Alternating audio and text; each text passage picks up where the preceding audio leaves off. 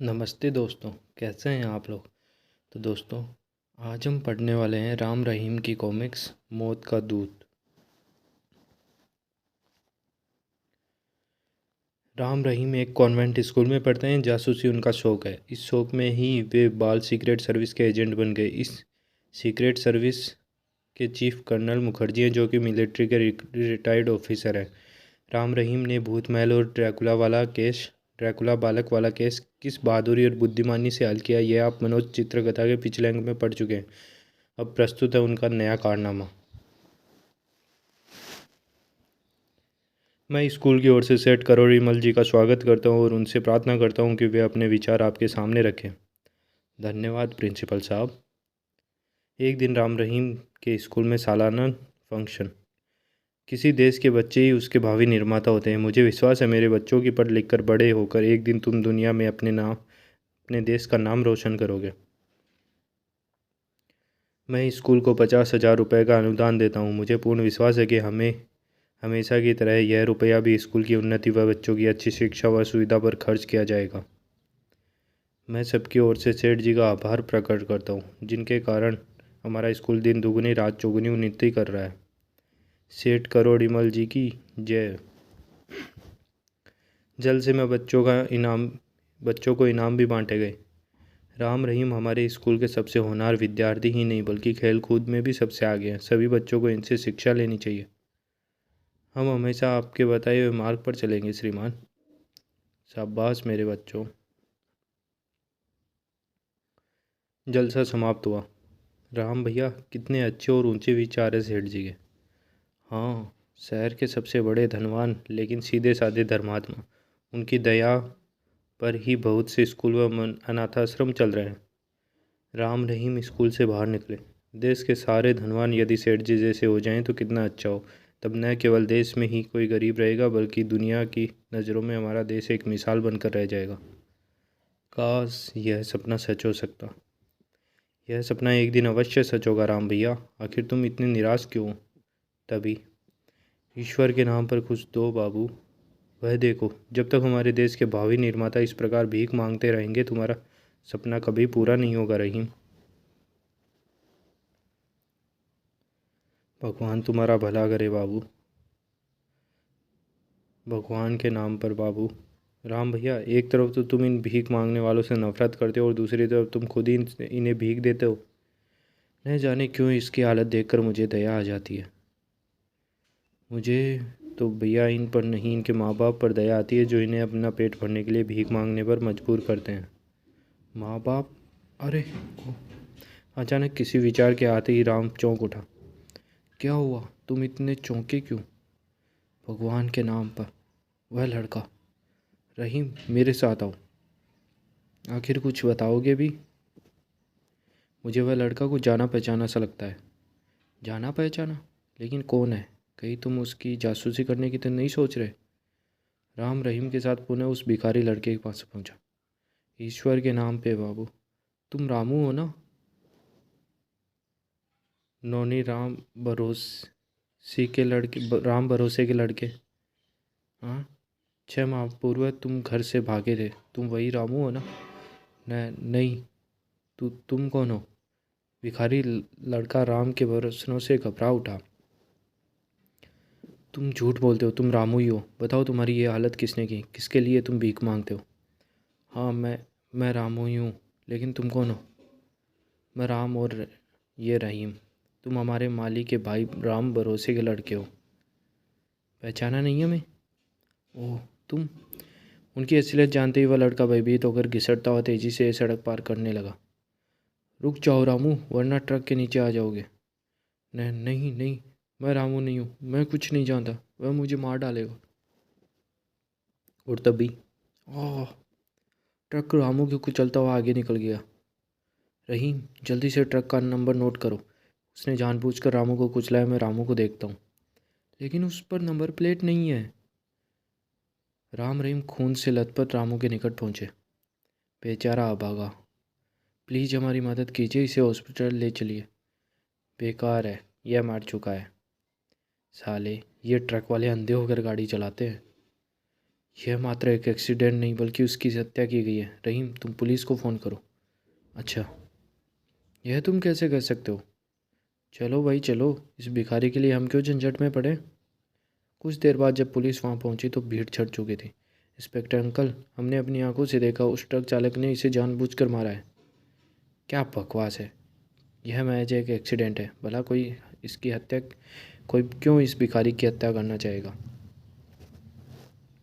बेशक यह एक गरीब और अपाहिज लड़का था इंस्पेक्टर साहब अंकल, लेकिन हत्या हत्या ही होती है। यह गरीब अमीरी का नहीं, कानून का प्रश्न है।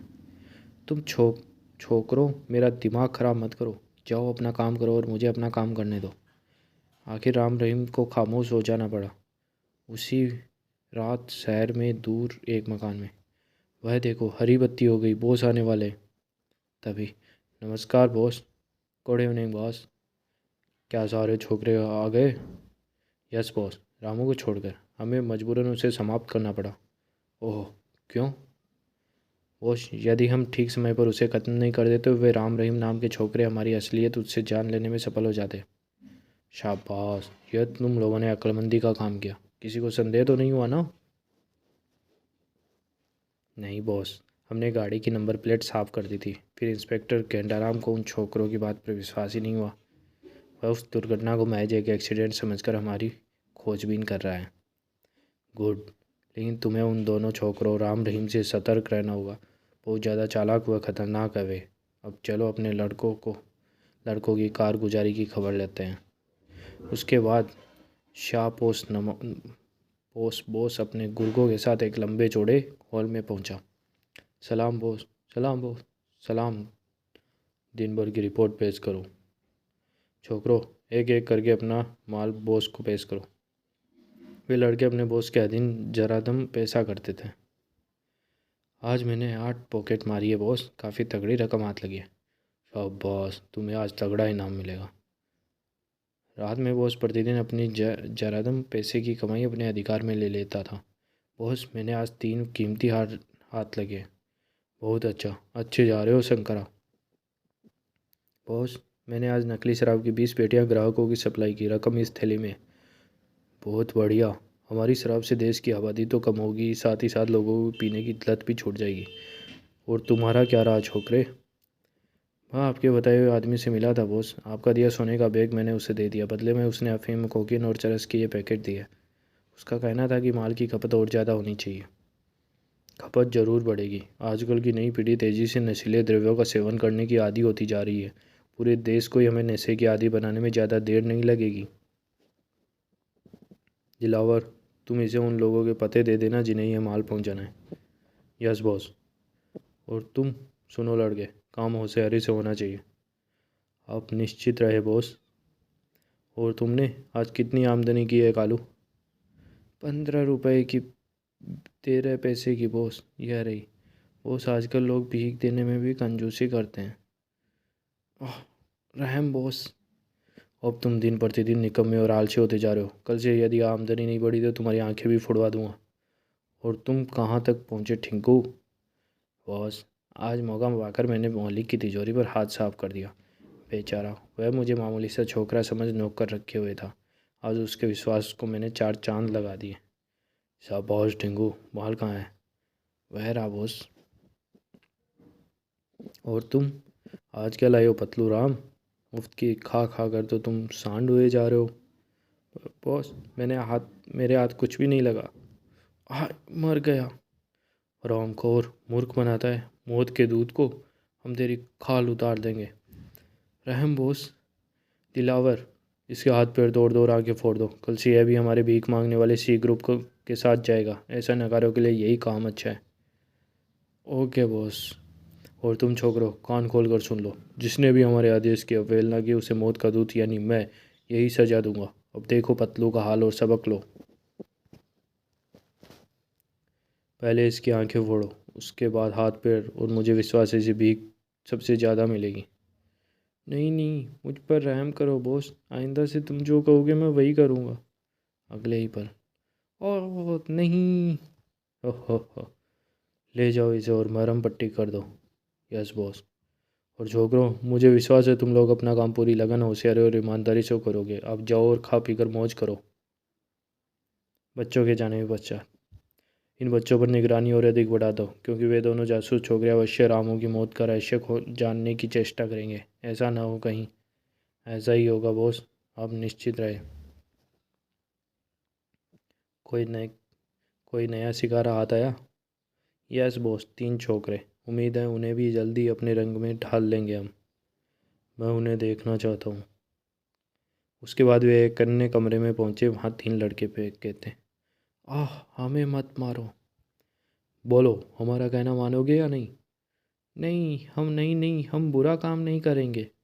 अच्छा, तो और मार खाओ। बॉस, काफ़ी ढीठ लड़के हैं। काफ़ी पिटाई करने के बावजूद भी तैयार नहीं हो रहे। इनका बाप भी तैयार होगा। अभी इन्होंने मौत के दूध का भयानक रूप नहीं देखा। छोकरो, अब भी मान जाओ, वरना मार खा खा कर खाल उतार ली जाएगी।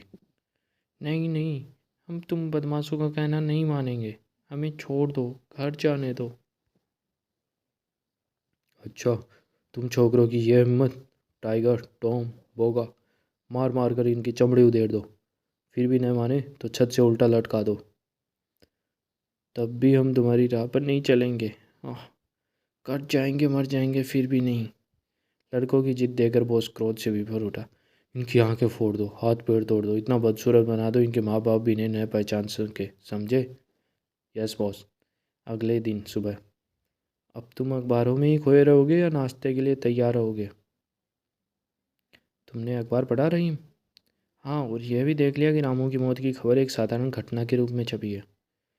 परंतु तुमने शायद इस समाचार की ओर ध्यान नहीं दिया। शहर से आजकल गरीब तबके के कुछ लड़के रहस्यमय तरीके से लापता हो रहे हैं। कुछ ऐसे लापता लड़कों की पुलिस ने खोज खोज भी निकाला है, लेकिन वे घूम गए, बहरे, लंगड़े, लूले मिले, रामू की तरह ही भीख मांगते हुए।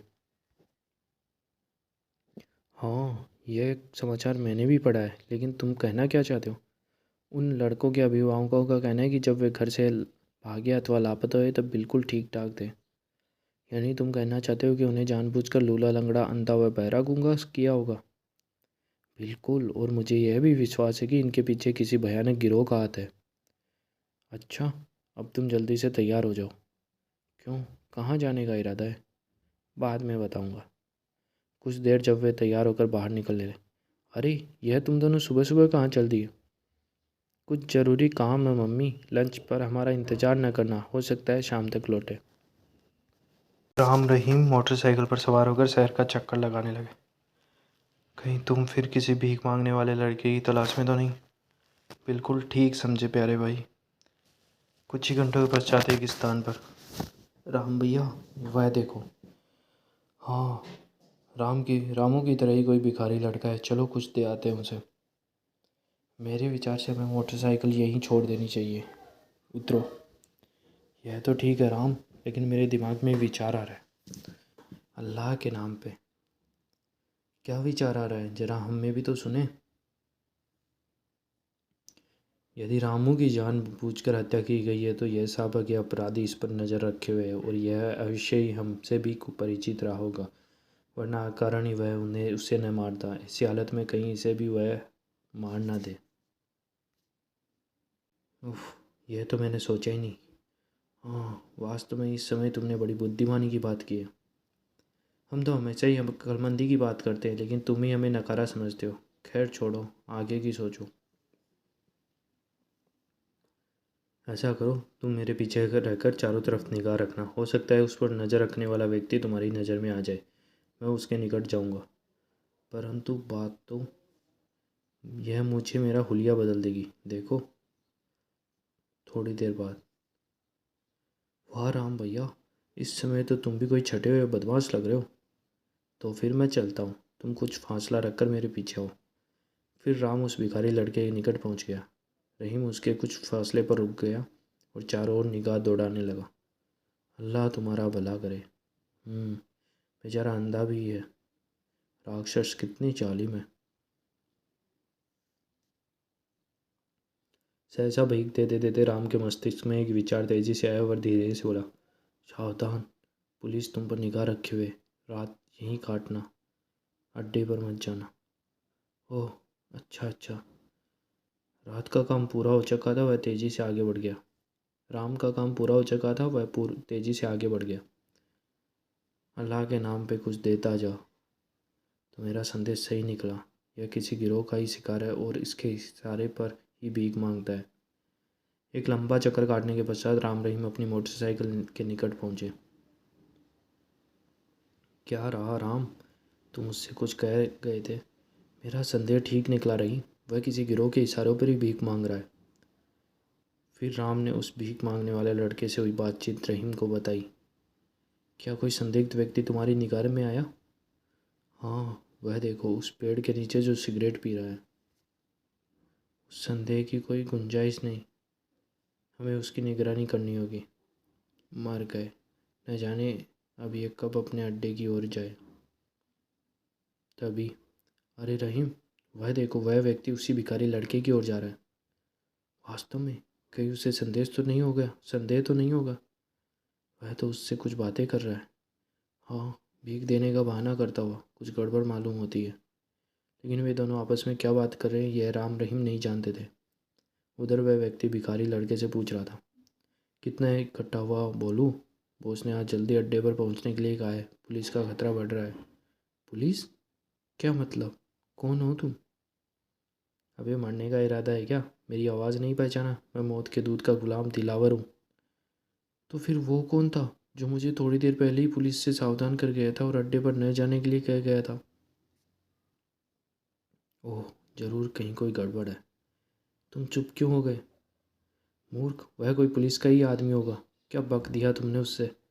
नहीं नहीं, मैंने कुछ नहीं बका। मैंने तो सिर्फ इतना ही कहा, ठीक है। रामजादे, तूने सब गड़बड़ कर दिया, अब तुझे मरना ही होगा। नहीं नहीं, इसमें मेरा कोई कसूर नहीं, मुझे बचा लो दिलावर भैया। मैं तो अपना काम पूरी ईमानदारी और मेहनत से कर रहा हूँ। बॉस भी मेरी कमाई से खुश है।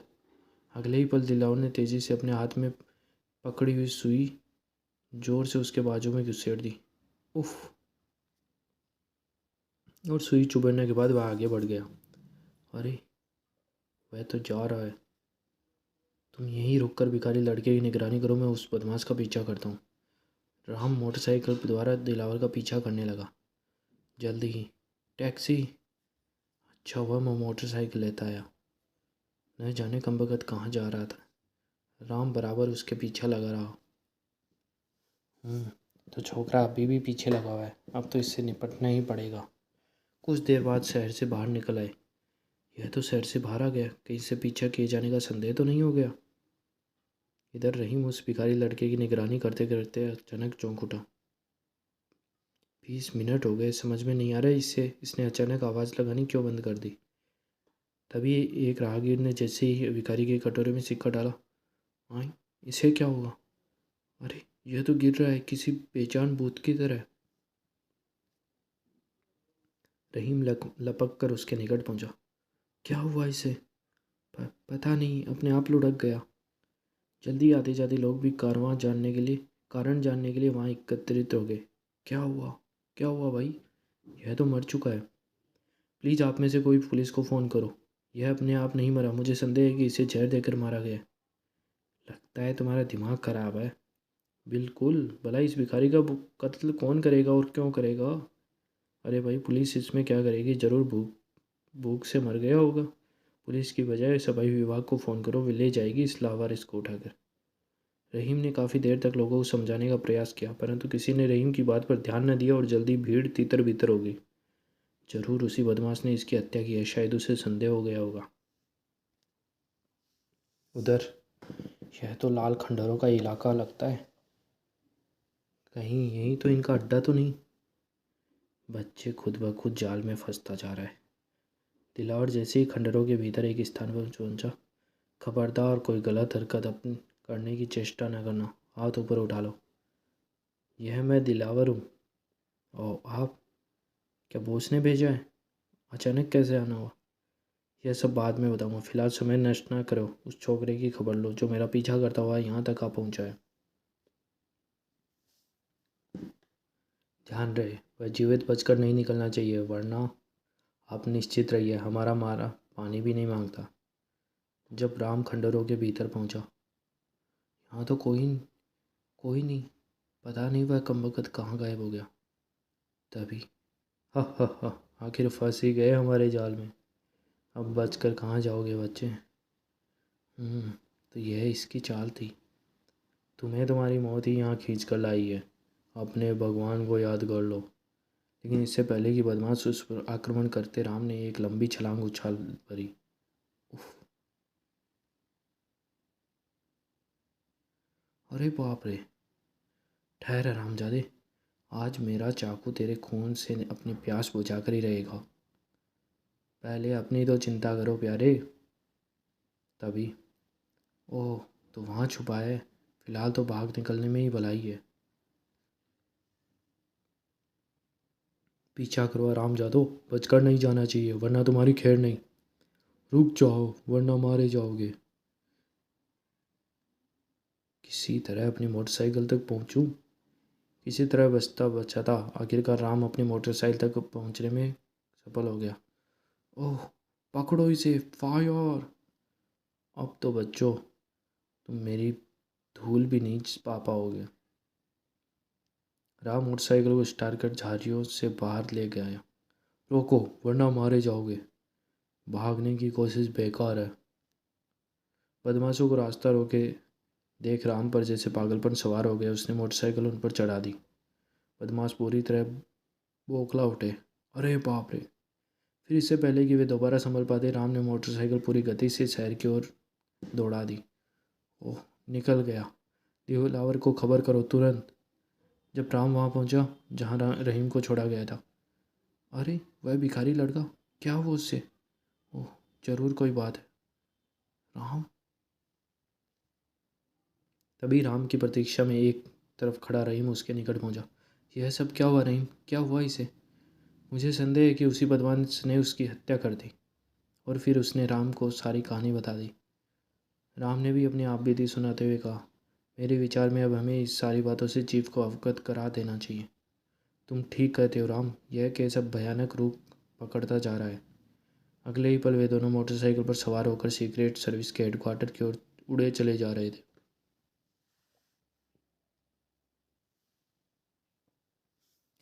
मेरे विचार से यदि लाल खंडरों पर तुरंत ही छापा मारा जाए तो वे बदमाश पकड़ में आ सकते हैं।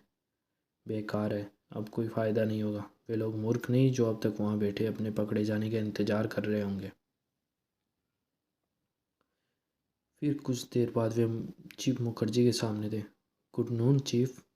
ओह, तुम कहाँ गायब थे इस सुबह से। मैं न जाने कितनी बार तुम्हारे घर फ़ोन कर चुका हूँ। उत्तर में राम ने सारी कहानी चीफ मुखर्जी को सुना दी और अंत में बोला, चीफ अब यह केस भयानक रुख पकड़ता जा रहा है। देख, और यह समझकर कि अपराधी कोई छोटा मोटा नहीं, उचित यही समझा कि आपको सारी स्थिति से अवगत करा दिया जाए। यह तुमने बहुत अच्छा किया। तुम्हें जानकर आश्चर्य होगा कि मैं स्वयं भी इस केस के संबंध में तुमसे बात करना चाहता हूँ। ओह, कोई विशेष सूत्र आपके हाथ लगा चीफ। हाँ, लेकिन इस केस को तुम मात्र बच्चों से भीख मंगवाने वाले गिरोह का ही केस मत समझो। सुनो, मैं तुम्हें विस्तार से बताता हूँ। इस केस के पीछे जो गिरोह काम कर रहा है वह न केवल उनसे भीख मंगवाने का धंधा करवाता है, बल्कि नाजायज़ शराब की बिक्री, पॉकेटमारी, चोरी भी करवाता है। सबसे महत्वपूर्ण बात यह है कि कुछ ऐसे लड़के पुलिस के हाथ लगे जिन पर पुलिस को संदेह है कि वे इसी गिरोह के लिए काम करते हैं, लेकिन वे असलियत किसी की भी कीमत पर बताने को तैयार नहीं। अवश्य ही भय के कारण। मेरा भी यही विचार है, जबकि उनका यही कहना है कि केवल पेट भरने के लिए वे मजबूरी में अपने लिए सब कुछ कर रहे हैं। ऐसे कितने लड़के हैं चीफ, और वे इस समय कहाँ हैं। फिलहाल दो हैं और पुलिस रिमांड में होने के कारण वे अभी तक लॉकअप में हैं। क्या किसी ने उनकी जमानत आदि लेने या उनसे मिलने की कोशिश नहीं की। नहीं।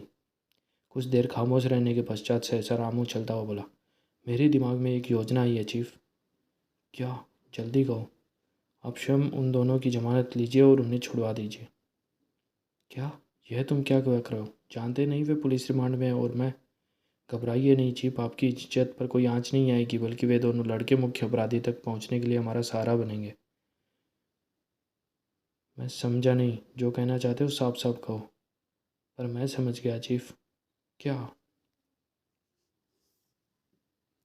राम भैया शायद यह कहना चाहते हैं कि जब वे जमानत पर छूटेंगे तो यह समझकर कि उनके बॉस या गिरोह के आदमियों ने उनकी जमानत ली है, वे अपने अड्डे पर जाएंगे और उनका पीछा करते हुए मुख्य अपराधी तक पहुंच जाएंगे।